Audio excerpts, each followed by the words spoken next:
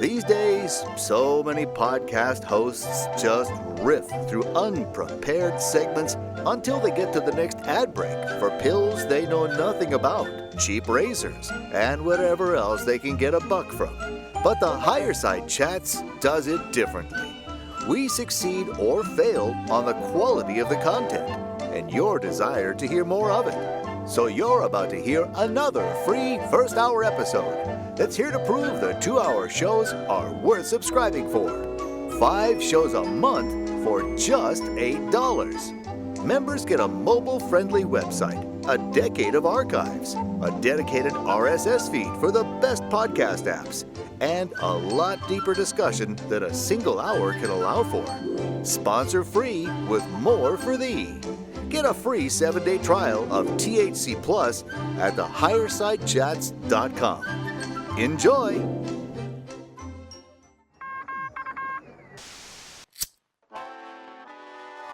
the 1930s, President Franklin Delano Roosevelt addressed the nation through a series of radio broadcasts known as the Fireside Chats.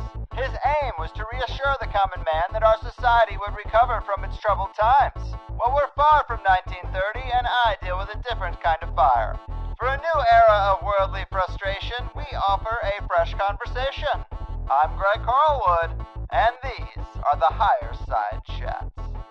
Let them eat cake, people. How we doing out there? From sunny San Diego, I'm Greg Carlwood. And it's easy to take for granted, but there are few topics more important or more multidimensional than what we eat. In much simpler times when we lived off the land, the answer was pretty simple. We eat what we can and what's around. But industrialization complicated the question of what even qualifies as food. And high society has held our diet up to examine it through spiritual, moral, and philosophical lenses, whether you like their conclusions or not. We know food control and food quality have always been factors in conversations of class and power, as well as major elements in wartime strategy and colonization. And these are the things we must consider when food factories are catching fire or exploding at a suspiciously high rate, livestock is being killed en masse over one PCR test for pig disease or bird flu, cows are being scapegoated for rampant corporate pollution, and multinational billionaire think tanks and interlocking organizations are making it very clear that their plan to create a more sustainable and, of course, more profitable world is to completely eradicate traditional food sources and make sure everyone globally is eating factory-made Frankenmeat and subpar products produced by their corporate lab food friends. Call it an attack, a hostile takeover, or just crony capitalism at work. But there is a good argument to be made that this very well might be the most important struggle of our lifetimes, because the consequences of these food policy police being successful are quite scary, and yet so many people are blissfully unaware. Well, here to break it all down is Dr. Frédéric Leroy, one of the most knowledgeable and highly qualified experts in the food field that I could find. He's a food scientist, technologist, and professor at the University of Brussels, specializing in the science and application of animal foods in society and nutrition, with a research background in bacterial communities and fermented foods, human and animal health, food studies, and food traditions. He is the president of the Belgian Association of Meat Science and Technology and Belgian Society for Food Microbiology. And he also serves on the scientific board of the World Farmers Organization, among other nonprofits and academic boards. His accomplishments know no bounds: the food science educator, anti-meat agenda exposer, and corporate food tech truth teller. Dr. Frédéric Leroy, thank you so much for being here. Most welcome. That was quite the introduction. Thank you. Well, this is a real honor. I do feel like a bit of a phony doing the accent, but, I got to take a stab at it. And, really, the food issues of our day are some of the most important to me, so to have you here is a real treat. I tried to do your bio justice, but your accolades and accomplishments are pretty vast. To kick this off, talk to us a bit more about your background and resume, as well as where you started to notice there was a problem, or dare I say, campaign against meat from the top down. Right. Well, it goes back to my interest in food that started to be triggered while I was studying bioengineering sciences. Now, bioengineering sciences is a quite unique study in Belgium, combining all sorts of different approaches to science as long as they involve biology and combine biology, so living matter, living organisms, with technology. So that could be environmental technology through, wastewater treatments, or agricultural sciences, or cellular approaches, and immunology, you name it, all sorts of different things, but also food science and technology. And within the direction that I picked, which was the chemistry part, so within chemistry, I became interested in food technology and also in nutrition. I did a master's thesis on food and nutrient security in Africa, and after that, I did a PhD in a rather different field, which was hardcore engineering of food processes and applying mathematical modeling to simulate what is going on with respect to food safety and food quality in fermented animal source foods, particularly meat. So that was just a case study, right? It was just my case study. And at the time of my PhD, which was in the early years of the century, I was working on food, and it wasn't all that spectacularly controversial, at least not as it became afterwards.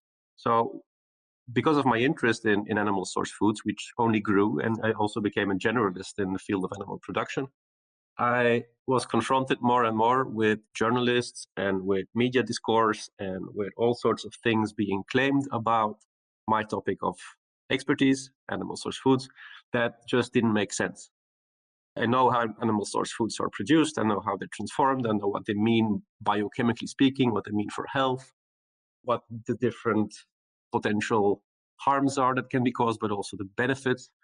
And I was only hearing very hyperbolic, exaggerated claims about how meat is destroying the planet and our health, and how it's incredibly bad for the animals, and it makes biodiversity collapse, and all different kinds of apocalyptic stories that basically we should end livestock agriculture to save the planet and everybody on it. And that was so fascinating that the foods that I was studying, and also the foods that have always been valued very much by our ancestors for many reasons, those foods suddenly were transformed from being very benign and very valued, very cherished foods, to foods that were vilified and presented as extremely harmful. Now, there must be a reason for that, and it just doesn't happen like this out of the blue, especially also because in the past, every type of vegan or vegetarian discourse was in the margins of society. It was never taken serious. And why would it? Because who would support that? And now it's all over the place. Yeah. So it's clearly being pushed. And I wanted to find out why that is the case. So to do so, what I did is I started collaborations with specialists in the field of history and psychology and consumer sciences and anthropology, trying to figure out what was going on with the societal change with respect to meat. And at the end, meat is just one of the, I focus a lot on meat because it's probably the most controversial and the most symbolic of all the foods, but it's a larger problem. It has to do with the new ways that people look at food and how certain circles want to transform the food system in radical ways and use all sorts of different means and strategies to get there. Mm-hmm. Well, that is a great introductory summary. And to talk a bit about the history of the billionaire class trying to control the diets of people and demonizing meat, I've heard you take this campaign back to the Club of Rome in 1968, where David Rockefeller was one of the three founders. We have the Rockefeller Commission report in 1969, meant to look ahead to the year 2000, that talked about these same food goals we hear about from the World Economic Forum. Talk to us about some of this history that kind of got us to this place where we are now, because they've been talking about this for a long time. It just seems like lately it's really been ramped up. Mm-hmm. Yes, yeah, that's absolutely true. Despite the fact that I was mentioning that it's a very recent phenomenon that we were really confronted with this only over the last, let's say, 7-8 years, to the extent that we're facing it now. But it's true that it goes back much further in time. It was more under the surface, but the general layout was already in place. Actually, it goes back even further than the late 1960s. You could say that it goes back to the 19th century, especially the second part of the 19th century, where you had the first ideas about how, well, to be fair, there's a historical track record that even goes beyond that. And it's important to see the whole picture here, Sure. because otherwise people focus too much on certain interests and players. And it's a very broad dynamic that is really in the societal tissue in many, it's a complicated pattern. Mm-hmm. So let me try to clarify that as simply as I can do that. If you look at animal source foods and red meat in particular, throughout history, there are historical anecdotes that say that some people were not willing to eat those foods. And it was usually in a context of purity and religion and trying to get to those self-cleaning ways of even self-denial, so asceticism in general. So it was always those religious fractions that were very much Puritan and trying to get away from the earthly dirtiness and filth. That has been the essence. And you can find examples in ancient Greece. Pythagoras, for instance, was vegetarian, didn't eat meat, and he connected that to reincarnation, for instance. It was about purity and religion. But that was very, much in the margin. And then in the 19th century, those religious ideas materialized in the so-called Bible Christians. And they come from the Swedenborgian church, which was again a very mystic kind of religion with all sorts of bizarre theories. And the Bible Christians were vegetarians. And they developed a new form of community, of religious community, and they exported that to the United States. And they also brought that to other places. But they started in England. And then in New England, mainly in the US, this gave birth to the first vegetarian societies. And they were originally very much using religious arguments of purity. The Seventh-day Adventists were brought into that movement as well. And Ellen White, the prophetess of the Seventh-day Adventists, she was saying that red meat is sinful, you shouldn't eat it because it creates sexual lust, and then you should avoid it by all means, especially children. And from all those religious ideas, at some point, they connected this to medical discourse. And that happened because of people like Sylvester Graham, but also Kellogg. John Harvey Kellogg was a Seventh-day Adventist, and he came from that school, but he was also a progressive scientist in a way. He was very connected to all sorts of therapies, water therapies, but he carried those Seventh-day Adventist beliefs with him. So even if he developed cornflakes, that was because cornflakes originally was a very bland food that would cool the body so that people don't become agitated, and they wouldn't be attracted to, or they wouldn't fall for lust and those sinful behaviors. Mm-hmm. But then his brother added sugar and the whole thing went in different directions. But originally his ideas came from Seventh-day Adventists, but he also connected those to medical discourse. One of his protégés was one of the main founders of the American Dietetic Association. And from there on, the Seventh-day Adventists influenced dietary discourse since the early days of the dietary movement. It was then connected to progressive agendas in general. Socialism was developing, and socialists were very often also vegetarians. They were using vegetarianism as an expression of being progressive and being a good citizen and being a rightful citizen. And not eating red meat became, how could you say that? It became moral behavior. It's an expression of moral behavior. So it has this connotation of being a moral thing to do since the early days. And then it infiltrated health discourse and nutrition sciences, and it was presented as the healthy model very, very early on. And it hasn't really changed much. Newer nutrition sciences build on that ancient idea or more older idea that meat is part of unhealthy diets and people should mainly eat whole grains and nuts. And essentially that traces back to those early notions of the Garden of Eden diet that the Seventh-day Adventists. So then you have to make a little jump in time, because that dynamic was somehow interrupted by the world wars, and then people were concerned about more urgent, pressing things. And the only thing that still happened there was in 1917, at the end of the First World War, there was a big campaign from the government from the Food Administration to reduce the eating of red meat in the United States, because the red meat had to be shipped to Europe to support the troops and to support the European populations that were hungry. And it just happened to be that red meat was one of those foods that you could ship easily as conserves and as in different manners. But it was one of the pragmatic things to do. So Americans had to eat less so that the others could eat more. That was purely economical logistic. But it was still connected to those ideas of being a moral food, right? But now it was also coming from the government. And that's the first layer. That's the first layer within society. It's good not to eat red meat, and government tells you to do so, and you'll be a good citizen if you do that. So there's an ideological religious basis there. There is a pragmatic logistic element. And then you get to what you mentioned before, the late 1960s. And that's when the technocratic movements came forward. And that's especially in the slipstream of the Club of Rome and the Rockefeller clan. You mentioned the report of the American population and growth of the American population and the Malthusian panic about increasing populations, decreasing resources, and stepping in and trying to fix that.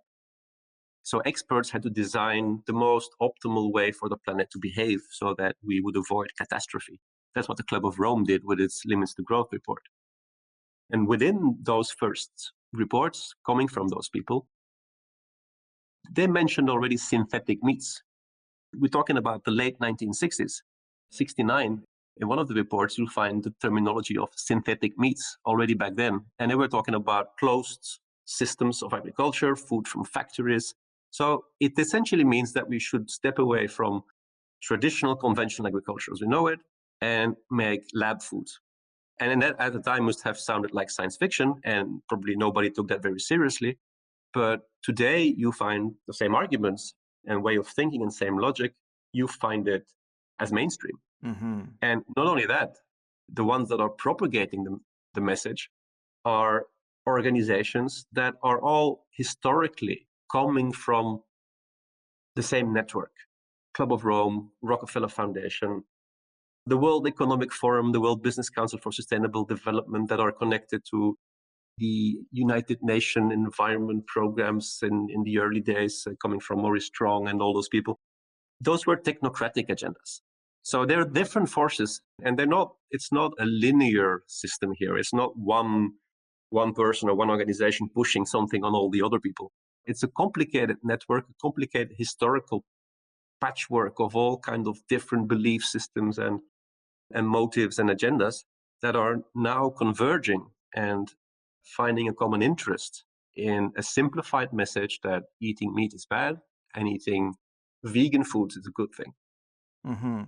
Well, that's a great summary of a complex history. You mentioned Maurice Strong in the 1970s. He was an oil guy who set up the public-private partnerships, which is also a big part of how we got to today with this revolving door between food tech industry and policymakers. And obviously we can get into some of those organizations, but that self-sacrifice theme, obviously that's still the justification. Like if someone wants to do that for themselves for religious reasons, by all means, go for it. Be spiritually enlightened and be a vegan.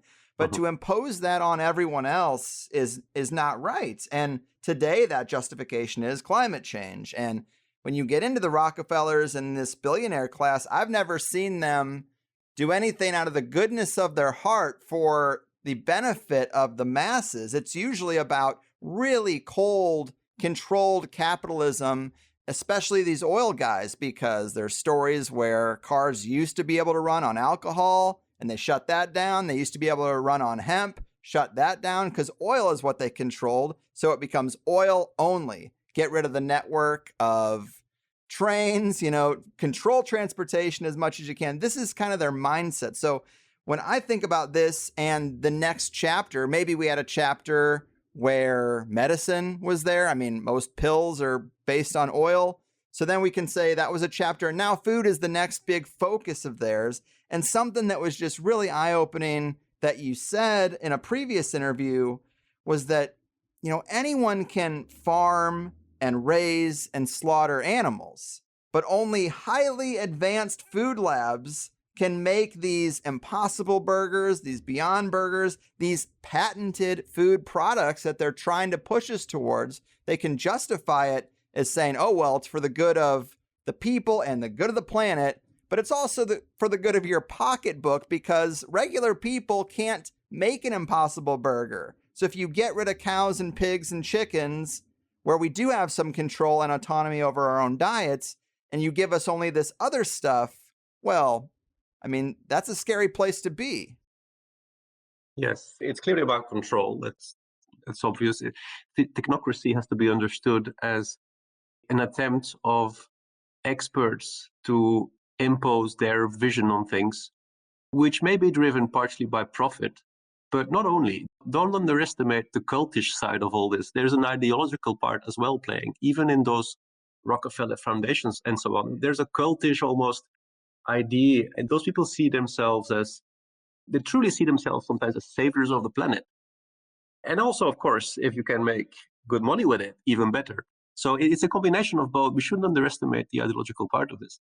But it's clearly always, from both perspectives, it's about control. It's about trying to do what you want and taking away the resistance. If they control food, you control it all. I mean, if you control the food system, it's our basic need. It's what everybody needs. It's what everybody needs daily. If you don't have it, there's a huge problem.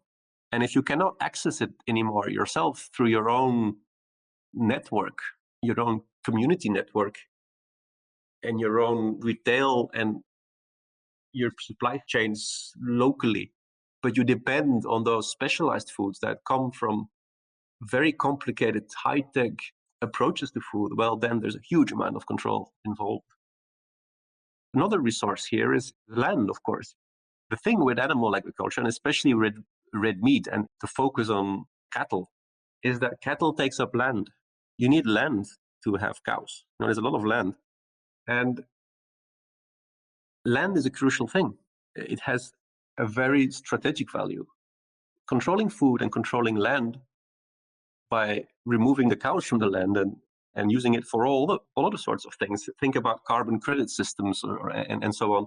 Controlling food and controlling land are prime targets if you want to get control over the way things work. Mm-hmm. Absolutely. Great points. And I also heard you make the case that we could look at margarine as an early example of a corporate creation that no one really liked, but then the marketing was so aggressive that many people were convinced it was better than what was natural, which was butter or ghee or, using animal fats for cooking. And eventually we realized it was bad for us. And now they're kind of using that template, that same aggressive marketing on dozens of traditional food replacements, right? Yeah.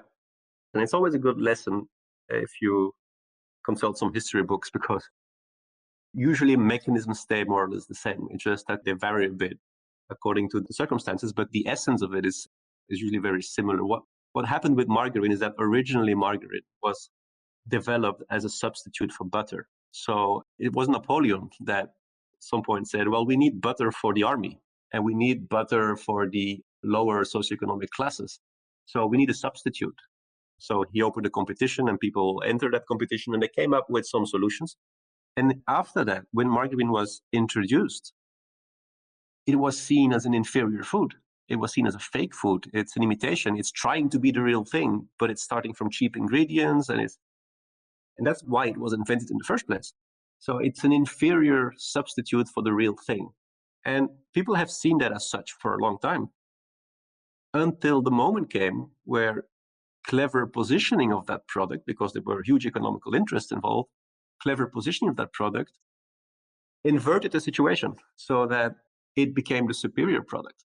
And they did this by connecting the image of margarine no longer with the cheap ingredients and so on, but with progress. It became a symbol. It was presented as something modern. It came from science. There were even connections to feminist agendas. They were saying that it empowers women one way or another, and many other things. And the typical narrative was that this margarine, as a matter of fact, it tastes like butter, it looks like butter, it cooks like butter, but it's better than butter because it also brings you these and these and these advantages, which were then reinforced with the whole saturated fat theory coming from Ansel Keys, implying that it's also more healthy. And then there was a whole health connotation that increased the sales tremendously. And people started to drop butter and they started to buy margarine. Until, well, we reached the point now that we know that was a quite misleading campaign for all sorts of reasons. Mm-hmm. But if you compare that to what is being done with the Impossible Foods and the Beyond Meats and all those other products, you very typically find the same rationale. They will say it's the same thing as meat. They even at some point use the same slogans that they were using back then about cooking like meat and looking like meat.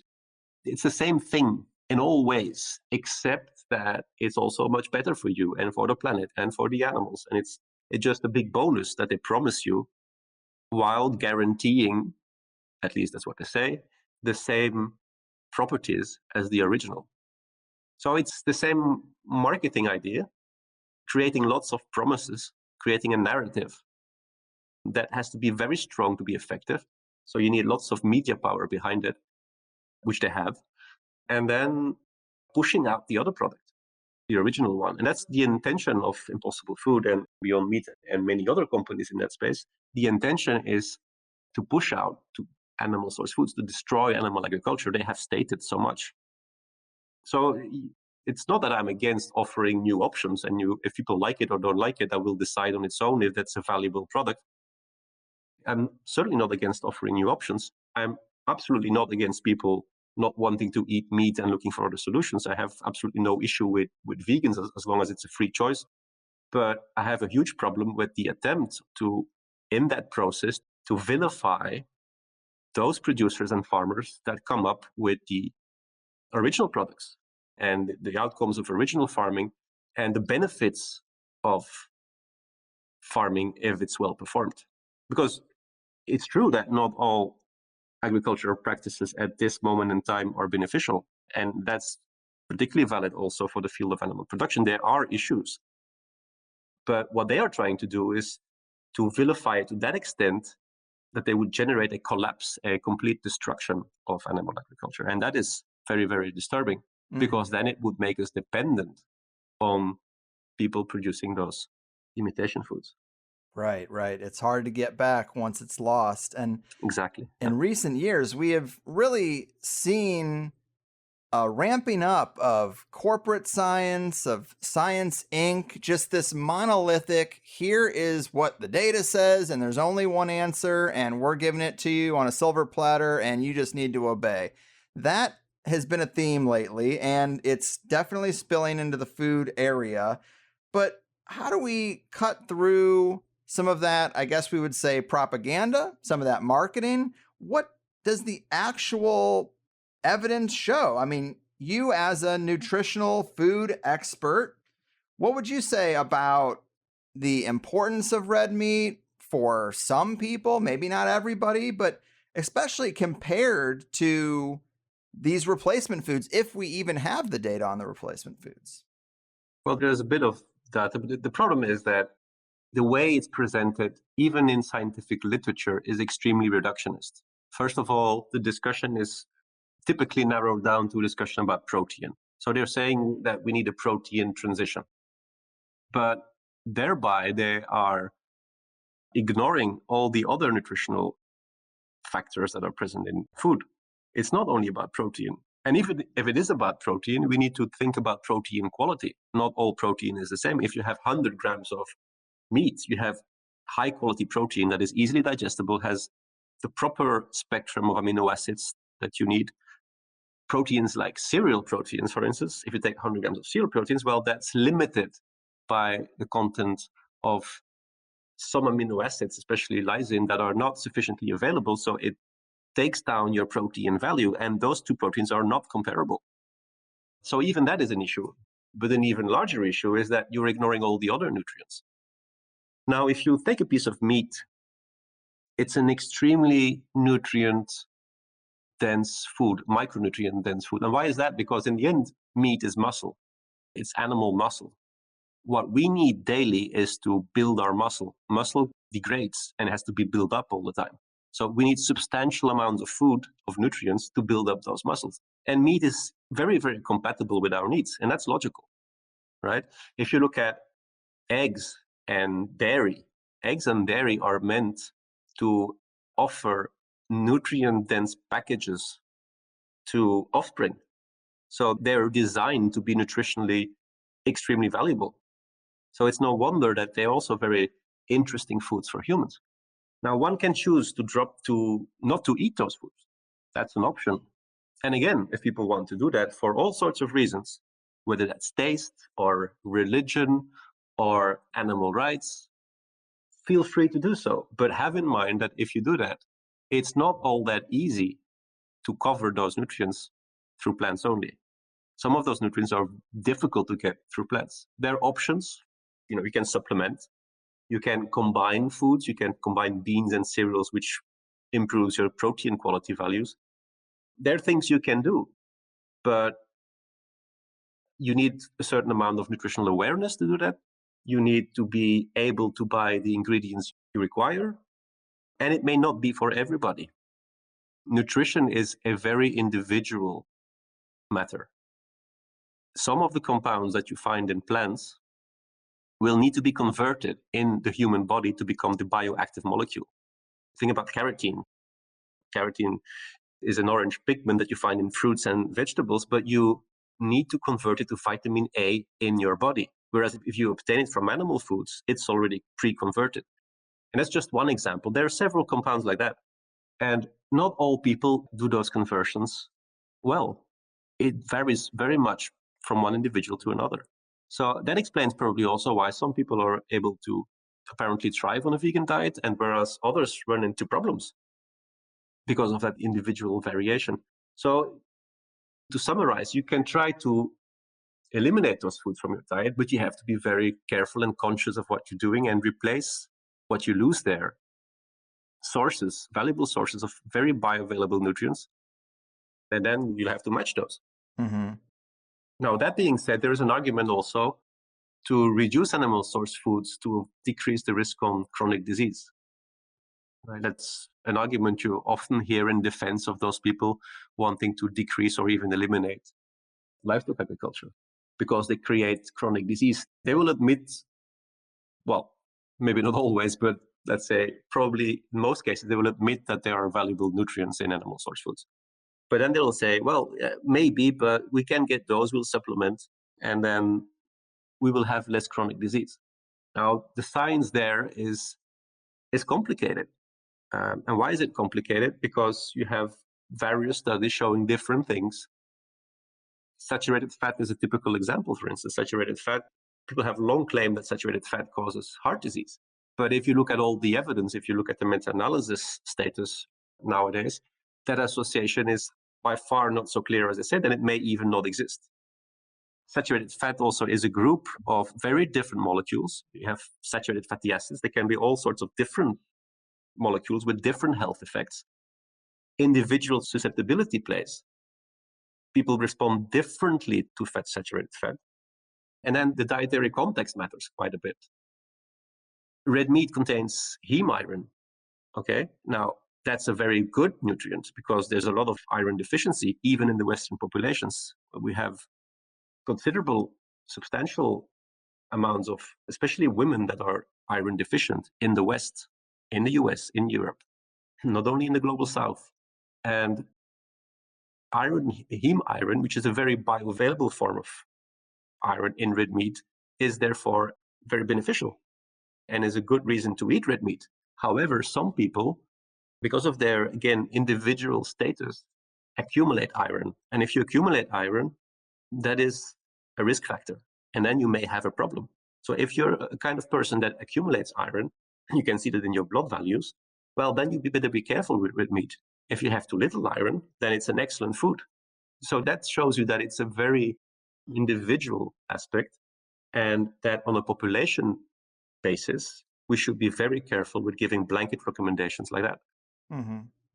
Yeah, I appreciate the nuanced look at it. I mean, anecdotally, I know people who survive on a vegan diet. I wouldn't say they thrive. They get through the day, but they don't seem particularly strong or robust. And There's probably something to say about the brain-gut connection as well, and people who are nutrient deficient suffer from brain fog and that sort of thing, which I think might be a happy accident for the elite. I don't think they care if we're functioning at high capacity on a mass scale. And there also might be something to be said about degrading our meat and our eggs and our dairy, because a lot of it, now it comes from corn-fed, overcrowded animals that never see the sun. And so it's an easier comparison to make. If you degrade the quality really low, then you can compare it to the Beyond Burger or the Just Egg soy-based egg bottle and say, well, look, it's not that much different. But yet I've seen reports from grass-fed, pasture-raised cows or chickens who really live just as natural as can be. And the nutrient density, it's off the charts different from factory food. So if you want to compare your lab-made Frankenfood to that stuff, I think you're going to have a hard time making your case. Well, and especially there's something that is even more playing, that is that if you insert a food in a specific dietary context and you compare it with the same food in another dietary context, you get completely different results. So if you set up a study where you include meat and the rest of your diet is really crap, then meat will be associated with bad health through the whole dietary package.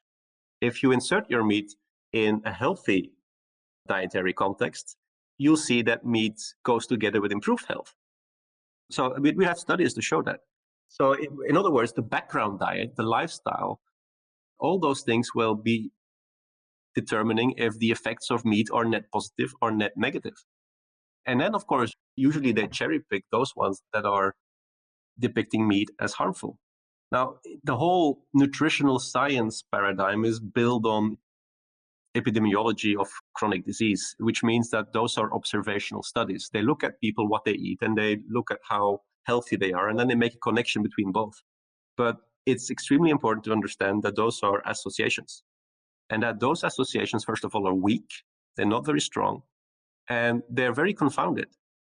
They're confounded because people that tend to eat less meat are as we said before, they are the obedient, moral citizens that listen to advice and they follow all sorts of advice. They go more to the doctor, they drink less, they smoke less, they have more physical activity compared to the people that eat more meat. On average, not everybody, of course, but on average, this turns out to be the case.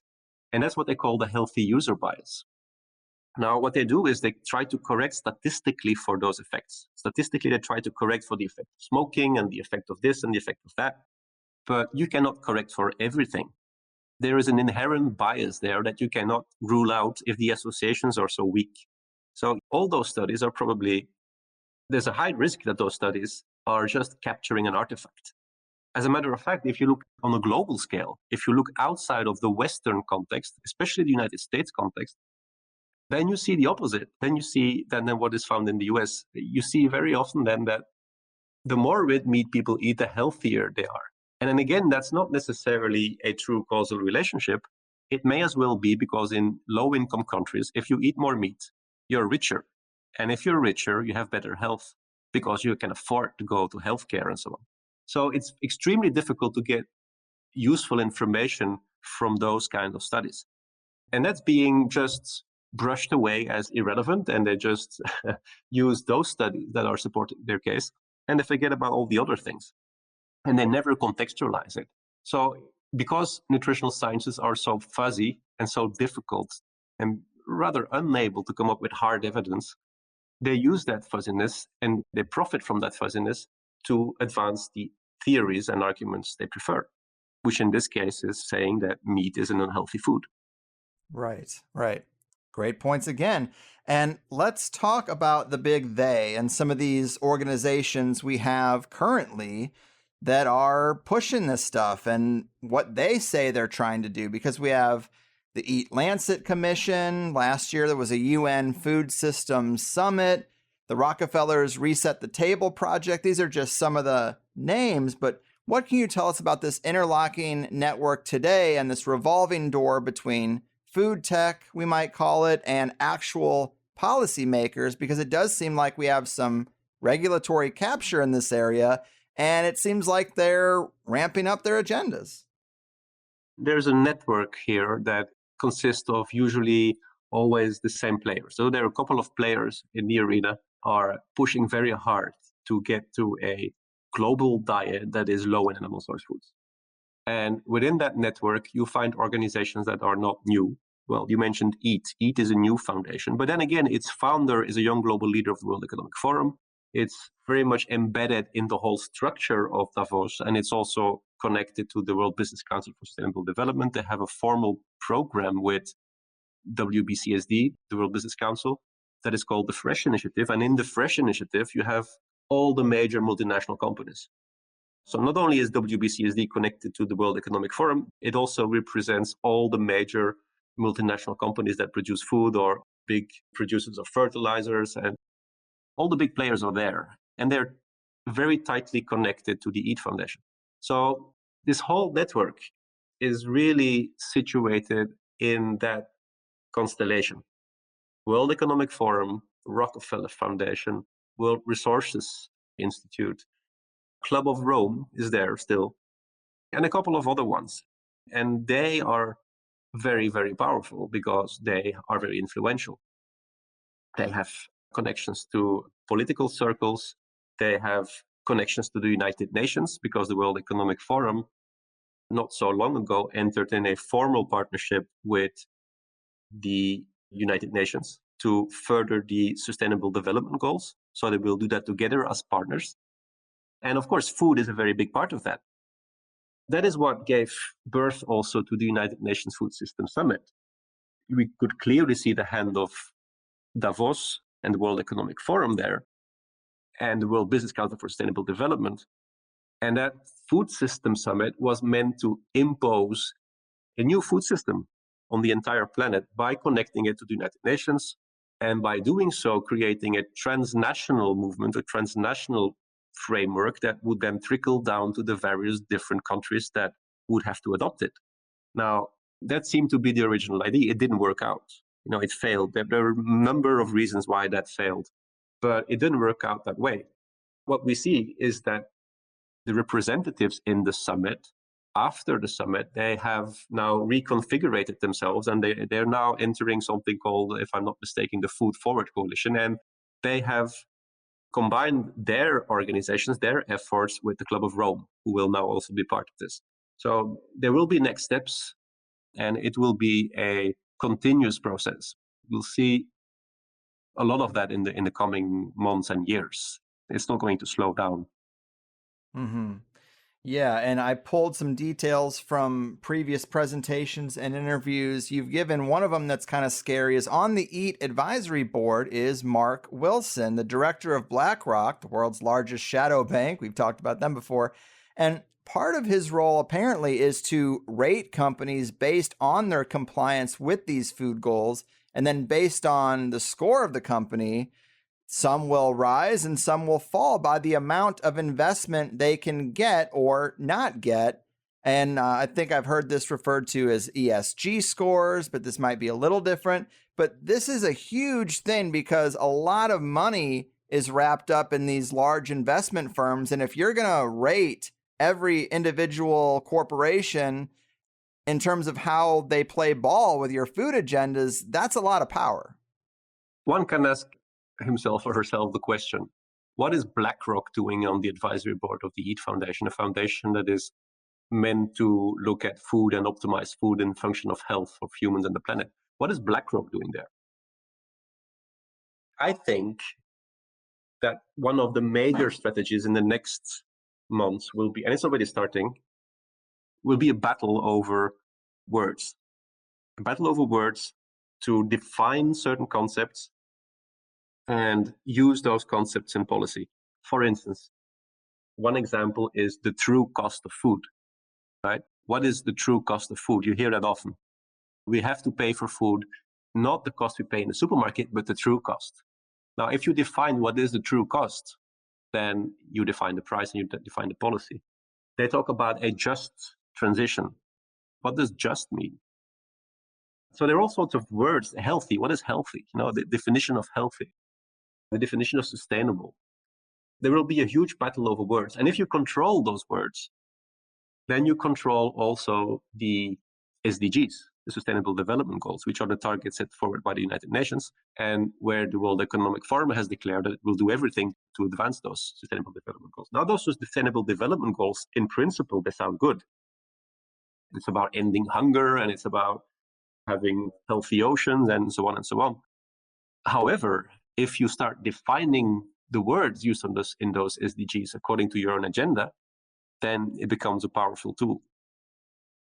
Now, what BlackRock is doing and what other organizations are doing, BlackRock is an extremely powerful player, but you also have less well-known organizations such as the World Benchmarking Alliance, where you have EAT Foundation, you have WBCSD there, it's again the same players.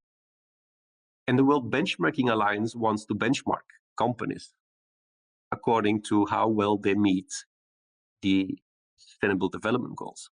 So by doing so, the idea is to upgrade or downgrade attractiveness of companies so that investors will either endorse them or drop them. And if you can get such a control over market attractiveness, then you can destroy a company or you can boost a company.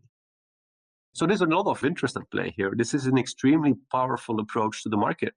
You can destroy or boost a company at your will by defining the rules that are to be respected in this game here. And that means a semantic battle. It means defining what a certain concept means. So there's going to be a lot of science that will be created to support those semantic shifts and discussions. There's a whole factory of scientific papers going on trying to fill in what it means to be sustainable, what it means to be healthy, what it means to be just, and what it means to be a true cost of a food, and various other concepts in that space. Right.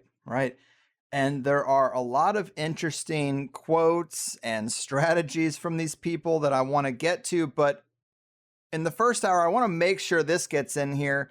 But I learned about the C40 Cities initiative from you, and it's quite concerning. Anyone can go to their website, c40cities.org, and it defines itself as a global network of mayors taking urgent action to confront the climate crisis and create a future where everyone can thrive. And they state their planetary health diet goals quite clearly. Their progressive target is 16 kilograms of meat, 90 kilograms of dairy per person, which I understand is not much, but they go on to say their perfection target is 0 meat and 0 dairy by 2030 for everyone. And the mayors who have signed on to this would be directing policy in cities like Barcelona, Copenhagen, Guadalajara, Lima, London, Los Angeles, Milan, Paris, Seoul, Stockholm, Tokyo, Toronto, and more. And this is just so insane that they plainly state, we want you to have no meat, no dairy by 2030, a very short time.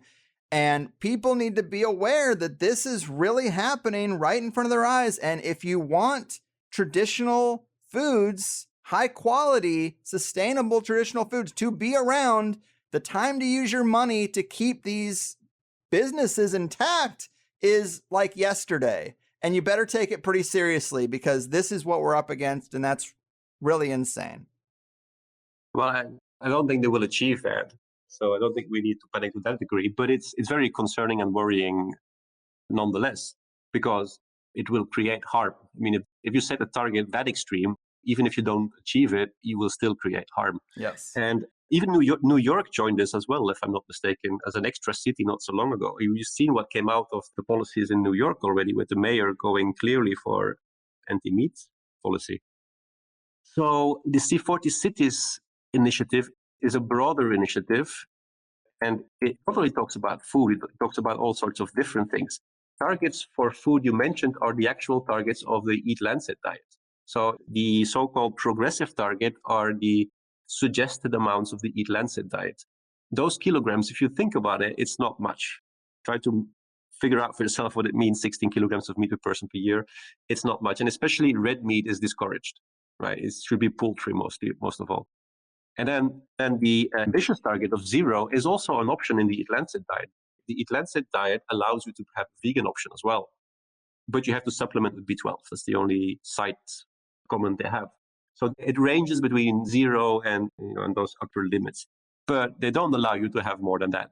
So these targets are not coming out of the blue. They're coming from the Eat Lancet report. But they don't just talk about food. They also talk about, for instance, clothing. They say that you should not have more than 3 clothing items per year, right? It's one of their targets, 2030. They say that you should not own any more private vehicles. You shouldn't have any private vehicles by 2030 in their ambitious target. In their progressive target, they say you can have about 200 vehicles per 1,000 people. But in their ambitious target, 0 vehicles, not private ones. You could fly once every 2-3 years, short distances. So it's an almost totalitarian interventionist program. And mayors have signed up for this, which is incredible. Not just exotic cities, leading global cities. Right. Maybe they haven't looked at the details of what they signed. I have no idea. But that's, if you read the actual headline report of C40 cities, that's what you'll find. Mm-hmm. That's what's in their program. Now, the Eat Diet is connected to this, but you also find C40 cities in an extremely interesting overarching platform, which is one of the most interesting ones to look at, because this is the one where you find most of the players that you'll find in all the other organizations. It's a kind of hydra. You see, it's the same players with different front organizations, but there's one where you see most of them coming together, and it's called the Global Commons Alliance. Global Commons Alliance has this subtitle, A Plan for the Planet. Now, it's the technocratic view. We have a plan for the planet. And within the alliance, you have C40 cities, you have the EAT Foundation, you have the Rockefeller Foundation, the World Business Council for Sustainable Development, the World Economic Forum, United Nations, the World Resources Institute, the World Wildlife Fund, all kinds of public-private partnerships like the Capitals Coalition and many others, where you have huge corporations that are also involved. So it's a really massive alliance with very powerful players. And it's easy to look at this as a conspiracy theory, right? But this is just, it's not that surprising. These are powerful people that see opportunities and start to work together around certain agendas in their common interest, even if they come from different places sometimes. They find a common interest. The Club of Rome is there, by the way, as well. So you have that technocratic utopian view almost that is also infiltrating it. And it's a massive constellation. Mm-hmm. Yes, it really is. And the C40 cities are so interesting to me just because this shows how you get from the think tank to actual policymakers, because there's so much money involved here that you can say, hey, if you sign off on this initiative, we can put a lot of money behind you and a lot of media behind you, and we can put you into a position. And in the last couple of years, we saw people in positions of power that were also lockstep with just these big decrees that came down from international organizations. And that's just really concerning to me. I do think you are right. They will ultimately fail because these plans are really ambitious and quite crazy, but they will do a lot of harm in the meantime. It's just wild that they'd even attempt this stuff. And another one of the things that I saw from one of your slides was a slide titled Anchoring Policy that focused on the EAT Commissioner, Francisco Branca, and he said that the World Health Organization will make the food policies that trickle down to national policy worldwide. And that really set off an alarm bell to me, because there was a really recent campaign to get all nations to sign over their autonomy to the WHO so that they could act faster in the wake of a new pandemic. I followed the story for a little bit and kind of fizzled out on it. I believe that, they definitely came up short of their goal, but they were trying to basically in advance of the next thing be like, just sign up here, so that we can make the decrees. And then, we can act a lot faster in the wake of a new pandemic. But this also applies for him to say that they're going to act through the World Health Organization on these food policies. That says a lot, doesn't it? Well, he's a World Health Organization official to begin with. And it's under that function that he entered the EAT Commission. So look at it from the perspective of those organizations. Those organizations have global plans. Okay, so they want global interventions. It's a global scenario. Because they're multinationals, they don't belong to a country, they're multinational companies. They look at the world as a global challenge. So if you want to do that, it's very difficult and inefficient to pass from national legislations. If you have to work your way inside the politics of every single country and do it bottom up from there, is going to be very, very difficult. The more efficient way for them is to work on a transnational level. Think of the Paris Agreement. The Paris Agreement is a place where nations come together, they sign up to one manifesto, and that has to be implemented globally. Mm-hmm. There's a lot of talk about an IPCC for food. Now, to have something similar, to have a global agreement on food that can be implemented and countries will have to adhere once the manifesto is signed. So that shortcuts the whole bottom-up procedure where you have consultations and dialogues, and you just have some experts coming up with something. You just overwhelm the officials during a couple of summits, and then they sign up to it, and then the country has to stick to it. So that's much more efficient. And to do so, if you want to enter the game from the transnational level, well, how can you do it better than through the United Nations? So the World Health Organization looks like the ideal platform to implement health policies in support of global agendas. And on itself, that could be a good thing. For some things need coordination, but there's a difference between good intention coordination to optimize and smoothen out the process and make it more efficient and effective, and using it as a matter of control over the reality so that you can push through certain ideas. Mm-hmm. I'm not opposed to United Nations initiatives and frameworks if they do what they're supposed to do, coordinate and create dialogue and so forth. But from the moment they would become a controlling body overruling national decisions, then we have an issue. Right. Which is just why I think decentralization is so important, because I can see the benefits, as you laid out, to some coordination and big organizations to work on big problems, but that opens up the door to serious corruption. And once it's there, it's really hard to get out, and they have so much power and so much reach. So it's just like, I say, decentralize all the things and deal with the consequences. And so before we go, what are your thoughts on how we should build a better system for animal foods than what we have with factory farming, as well as what they're trying to sell us with the lab-grown stuff? Just to tie this all together, if you were in charge of food policy for a country, how would you approach that? Well, there are things that are not okay with animal production at the level of things like, well, you could say soil, for instance. Soil is an issue. Soil is extremely important. We underestimate the value of soil. And there are certain ways of doing agriculture, not only animal agriculture, all agriculture, where soils get depleted, we supplement them with fertilizers, and in the end, it's not a sustainable practice. Soil should be the focus of about everything we do.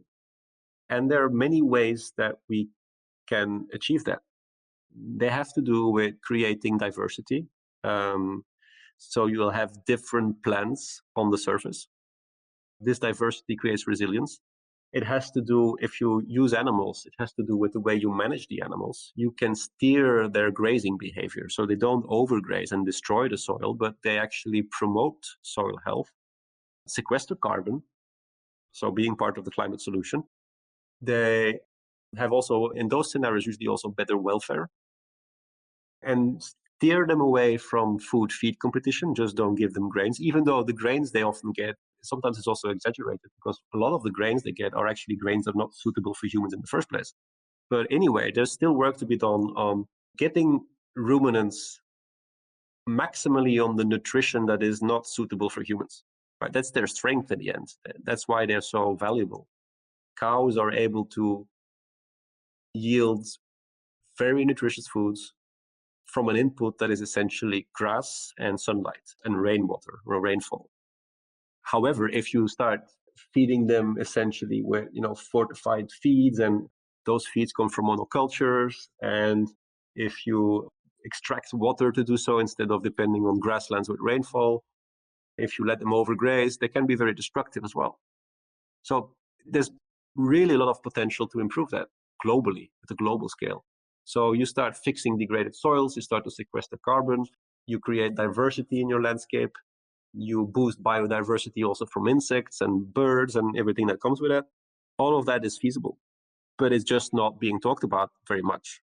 Instead, we see the simplistic scenarios that say, well, let's just erase livestock and come up with plant burgers. Let's not forget that those plant burgers, those vegan burgers, are based on things like soy protein or pea protein. Where will those come from? Well, they will come from, especially if they have to produce at such a high scale, they will come from monocultures. They will be based on fertilizers that come from fossil fuels. They will destroy biodiversity in the process, and so on and so on, not to mention even public health, because what are we feeding people here? We're feeding them ultra-processed foods. Mm-hmm. And then you have the monogastric animals, like the pigs and the chickens. Those ones are, so whereas cows are good in converting grass, those monogastrics are extremely good in valorizing side streams of other human activities. Even if you create crops, a lot of the crop production is not for consumption. There are lots of parts of crops that we cannot eat. You can feed those to monogastrics and they can eat those and turn them into something valuable. So there's an argument for more cyclic systems, making it more circular, so that we are not depleting things. We're not having a linear approach, but we have a better integration with how ecosystems work. Mm-hmm. And then the model here is to look also at what wildlife does.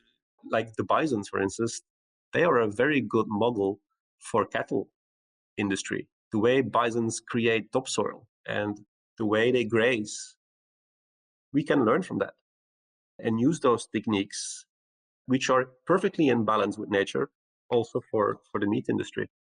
Grasslands are amazing. Grasslands have been evolving over tens of millions of years. 40 million years or something like that? And it's a co-evolution of grass, animals, predators of those animals, not to mention the microbes in the soil and all the other organisms that are involved, the beetles and the worms and all of that. It's a fantastic, complicated, but very elegant system of co-evolution. And you can partially use that to your advantage, where you work with ruminants. The human is the predator in the scenario, but does so in accordance with the entire ecosystem by respecting a couple of ecological principles. And it doesn't necessarily always mean that you have to reduce production, it becomes less efficient. A lot of those techniques, especially like rotational grazing, actually can come with productivity increase if you do it properly. Mm-hmm. Mm-hmm. All great points. I mean, a lot of that breakdown echoes what some regenerative, sustainable ranchers I've had here have articulated. Mm-hmm. And it seems like this is the way. And man, I just thought this was really great. You're so knowledgeable and you're quite brave for putting yourself out there in an academic culture that is not friendly to the perspectives that you're offering, but it is very much appreciated here. Do you have any links or follow-up information you'd like to give the listeners before we call it in? Well, I can offer two things. I have my Twitter account, which is FLEROY 1974. That's one. I'm rather active on Twitter, so people can find lots of my thoughts and a lot of information on Twitter.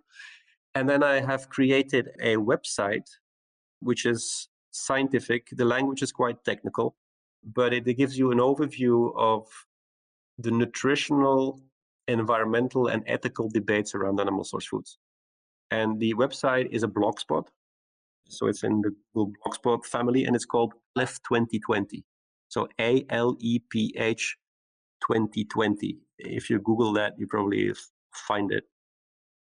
There's really a lot of information there. Also, you'll find hyperlinks to studies. So if somebody is interested to go for a deep dive into the science, I think it's a good place to start.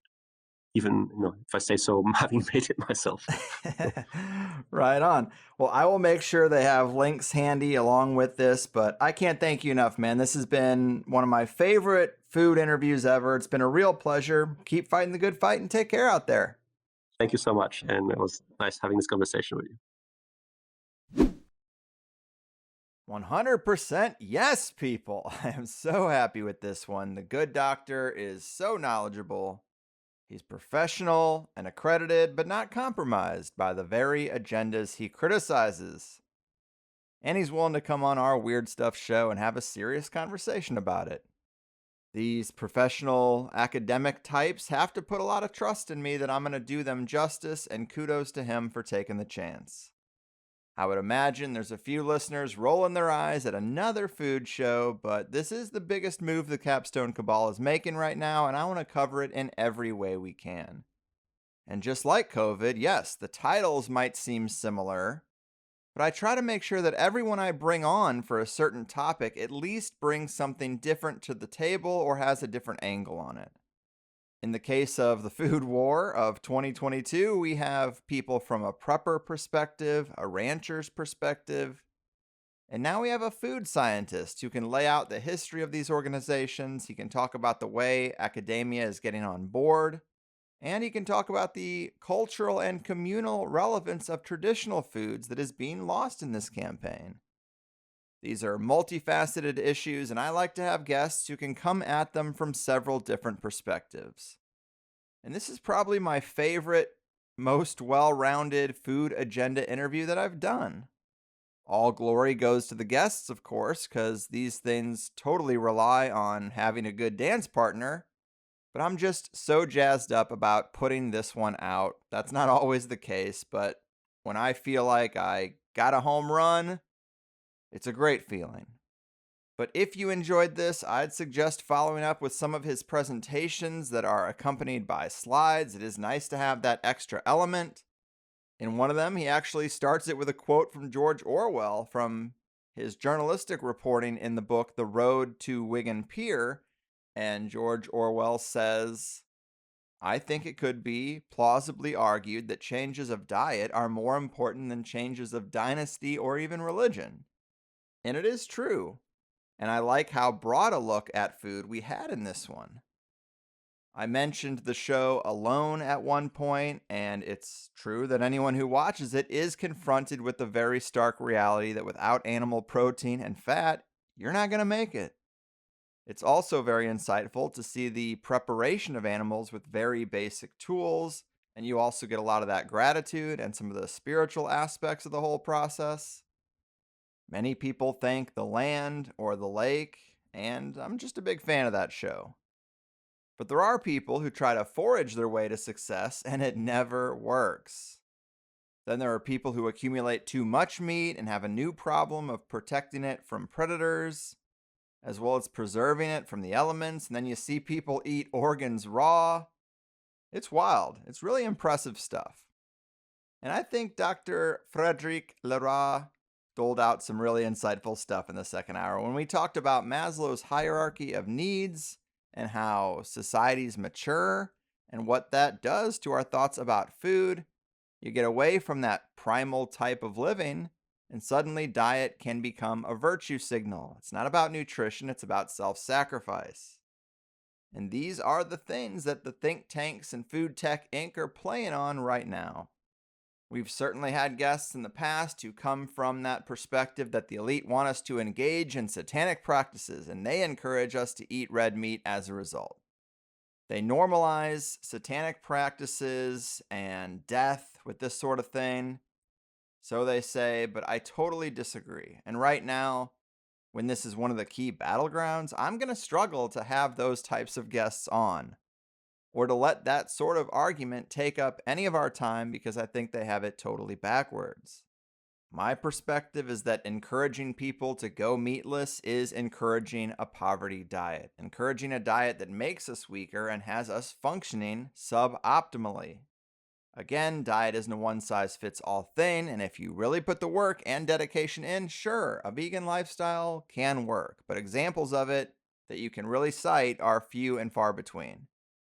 But from the elite perspective, I would say the thinking is the same as fuel and medicine. Hell, some of the people are the same, but fuel is the best analogy to use because it's not such a trigger issue as the medical stuff is these days. But you have several available fuels, you have several transportation, travel options. Paris and New York City have electric taxis over 100 years ago. The train system is cooking at full steam. And our options were calculatedly whittled away to the sources that they had the most control over. Oil is not a better fuel than alcohol or hemp. And if you really want to get crazy, the Stanley Meyer engine showed that even water can power a car. But oil is the most difficult for you or I to produce, so that's what it's going to be. So we get prohibition, alcohol is removed from society. We're told it's about one thing, but it's really about another thing entirely. Hemp is also removed. Again, we're told it's about consumption and this big scary drug that is making people act insane. And we lump hemp in for the benefit of the textile billionaires and the oil men, the commodity cabal, we could say. This feels like a very similar fight. They're whittling down food options to the things we can't produce ourselves, highly technical Frankenfoods, and the people making these foods are heavily involved in the influencing of the policies that justify them getting full control of the food market. We have to wise up and keep this from happening to yet another sector of the societal pie. We didn't do a very good job in the past, but maybe with the value of hindsight and the value of the interconnected world, we won't lose this one. Again, as Dr. Leroy said, these people say in their documents their absolute goal is to get to zero meat and zero dairy, but they'll settle for gaining as much ground as they can.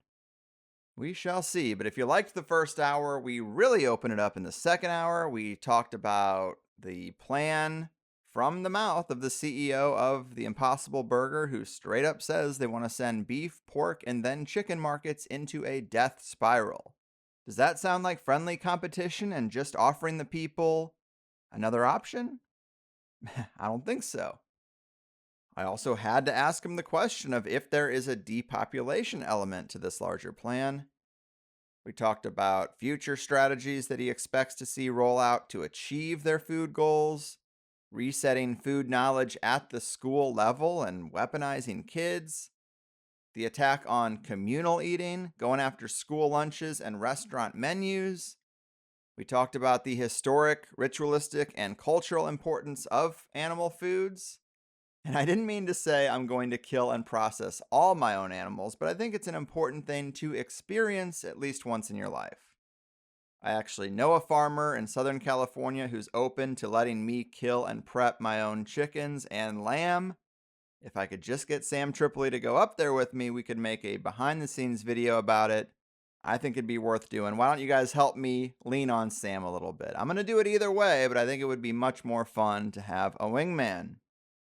Anyway, we also talked about the importance of organ meats to nutrition and food traditions. One of my favorite parts, inverting Maslow's hierarchy of needs and how it relates to food, insights into fermented meats, and his advice for natural and low-tech ways to keep meat preserved in a crisis scenario, God forbid. So many great insights. I don't mean to gatekeep you guys. This is just my job. This is a business, and if you think it has value, it must be funded somehow, and we're not doing sponsorships or ads. So just like the pivot most ranchers are making right now, direct-to-consumer is the way. If we're honest with ourselves, many of us spend $8 much more frivolously in other areas of life, but sometimes people get hypercritical when it comes to podcasting and a show that they like, but for some reason draw the line in the sand at contributing to it. I get those messages all the time. I just don't pay for podcasts. We think nothing of it to pay a waiter $8 to bring a sandwich from the counter to the table, but 5 high-quality shows a month? Forget about it. It's a weird thing, but either way, I got a 7-day free trial to get you started. Help me help you. You will definitely enjoy the full shows as they're designed to be. And if you liked our guest today, reach out to him on Twitter if you'd be so kind. In Higher Side News, that is our 5th show for the month of August. I got another interview to record on Tuesday, but I'm really going to push myself to get into these joint session messages and knock out a bonus show for you guys before the month is over. It's long overdue, I know, but it is coming. As for the meetup calendar at highersidemeetups.com, where you can meet your new friends and build your local network of like-minded fun people, here's what we got on deck. September 3rd, once again, we have the Conspiracy Theorizers at the High Springs Brewing Company in High Springs, Florida. But we also had added a nature walk to Forest Falls in Southern California. I didn't know what this was, so I looked it up. It looks quite enjoyable.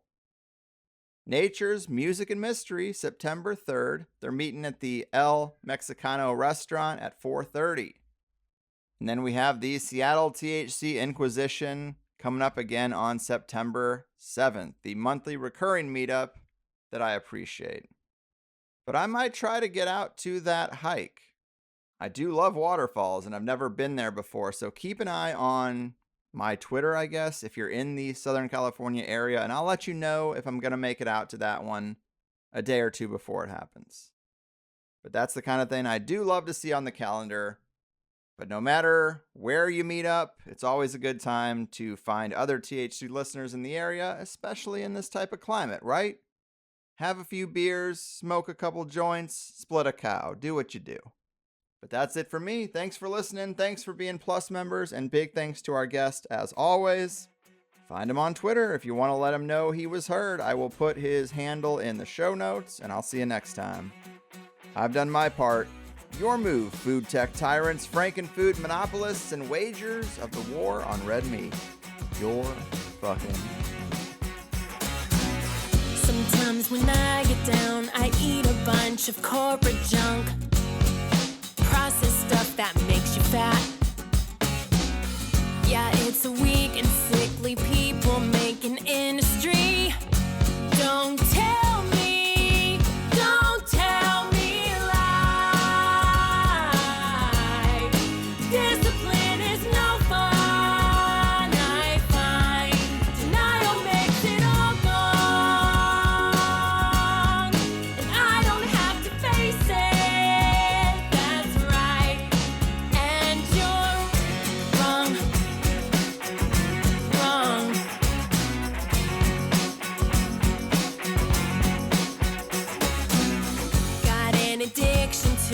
Digital technology, and every now and then I try to quit and leave it be, but it's too hard to turn it off. It's getting worse, and yet it's learning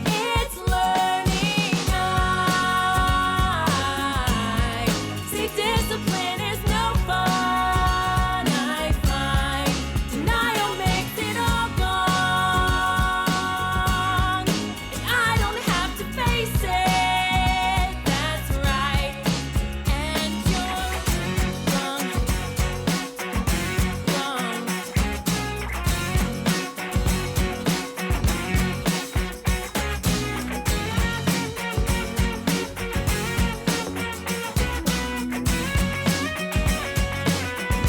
Don't tell me lie.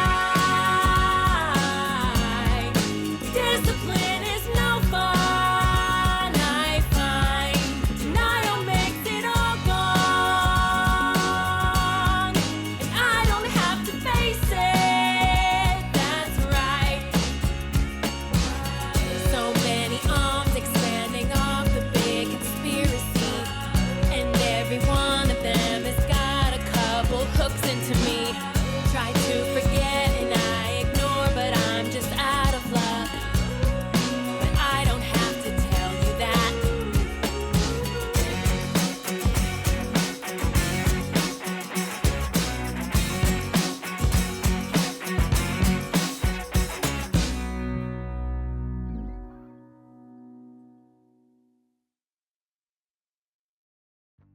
And that is another show complete. Remember, as much as you enjoyed this, which is just the free first hour, I hope you'll become a Plus member to hear the full 2-hour interviews. You also can engage with other Plus members in the comments and the forums, and you'll find your answer to one of the most common questions I get, which is where can I find those cover songs that you use at the end of the show? Well, they are free downloads for Plus members too. And without Plus members, I can't hire the occasional musician to bring these odd cover song ideas to fruition. Plus members are how I'm able to do what I do without ads and without the big machine being on my back. We can fit so much more into a 2-hour interview, and I do my best to make it worth your time and money. The conversation only gets deeper, weirder, and more controversial in that private hour. How could it not, the way things are going?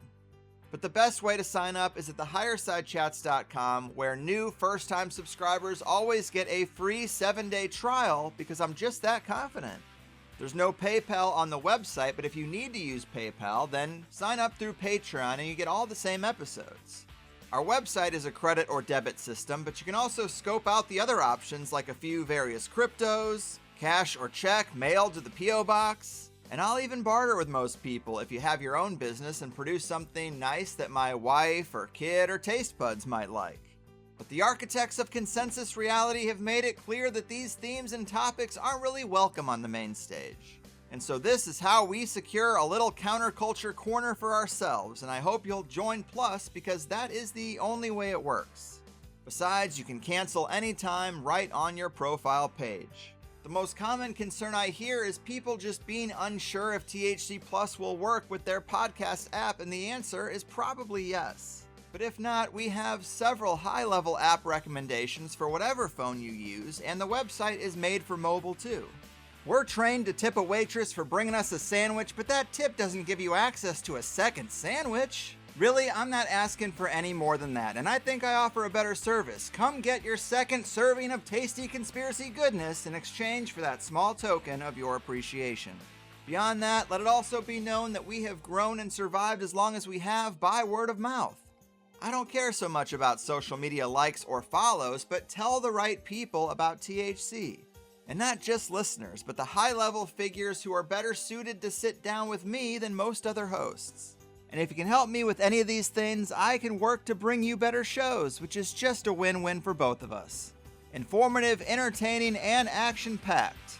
It also never hurts to thank a guest you liked if you have the time either. We want them to know people are listening, so they're willing to come back down the road too. Thank you for spending some time with me, and cheers to a better tomorrow.